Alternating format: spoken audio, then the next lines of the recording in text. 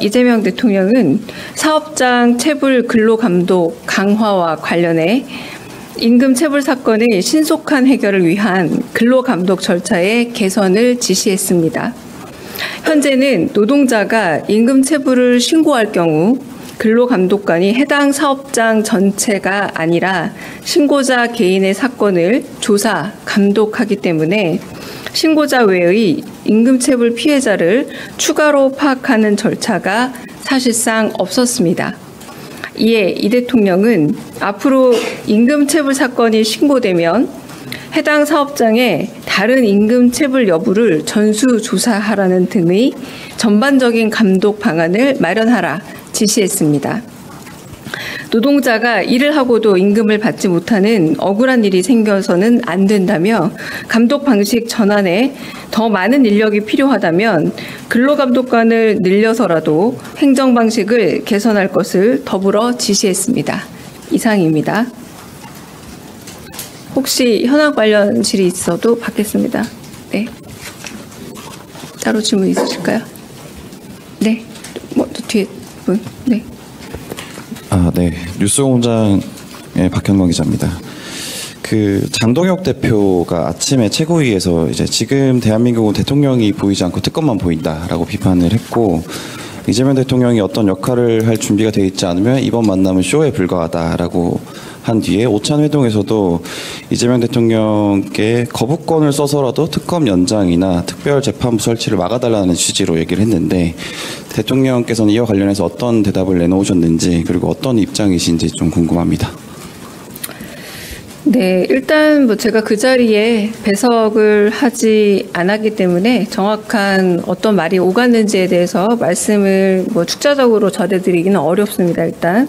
그러나 기본적으로 특검은 대통령이 지시하거나 그 부분에 대해서 권한을 가진 영역이 아니고, 오히려 좀 더 투명한 수사와 객관적인 수사를 원한다면 정부 직제 안에 들어있는 검찰 수사보다 매우 객관적이고 독립적인 특검의 수사가 더 엄정할 것이라는 게 일반 상식 수준으로 알고 있습니다. 근데 지금 장동혁 대표와 서로 악수도 하시고, 여당 대표와 악수도 하시고, 그리고 아마 여야정의 만남이 가능하나 할 수 있는 대로 만나보도록 하자, 이렇게 긍정적인 회담으로 끝난 걸로 보고 있습니다.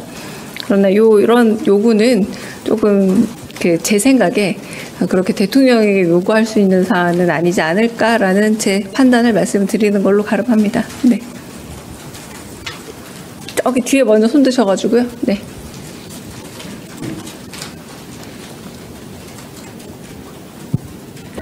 안녕하십니까. 데일리한국 박준영입니다. 네. 오늘 국회에서 김영석 독립기념관장에 대한 소란이 있었고, 여권에서는 계속 파면 요구가 이어지고 있는 것 같습니다. 대통령실은 이전에 특별한 입장이 없다라고 하셨었는데 지금도 같은 기조이신지, 그리고 앞으로 정치권에서 이런 요구가 더 커지신다면 대통령실 차원에서는 어떤 판단을 하실 계획이신지 궁금합니다. 김영석 독립기념관장의 문제는 그분이 어떤 다른 직책이 아니라 독립기념관장이기 때문에 좀 더 시민적, 국민적인 질문과 요구가 많아지는 게 아닌가 생각은 듭니다. 그러나 이 부분에 있어서 지금 국회에서, 그리고 기자회견 하신 걸로 알고 있고요. 국회를 통해서 정무위라던가 일단은 국민의 대리인이 어떤 질문을 하는지는 저희는 이렇게 보는 거고요. 그것이 이제 국민의 감정 내지는 국민의 감수성 내지는 국민의 역사에 대한 이해와 얼마나 부합하고 배치되는지의 문제는 사회적 문제가 되게 되면 좀 더 저희가 입장을 낼 수 있지 않을까 싶긴 합니다. 지금은 저희가 따로 입장을 내는 게 따로 입장은 없습니다. 네. 네.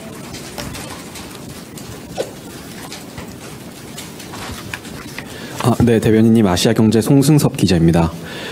조지아 현지에 나가 있는 우리 언론들 보도를 보면 구금을 할 때 한국인만 골라서 다 이렇게 조사를 했다거나 혹은 합법적인 여권이나 비자를 지금 가지고 있는데도 구금된 사람이 있다 이런 내용도 나왔거든요.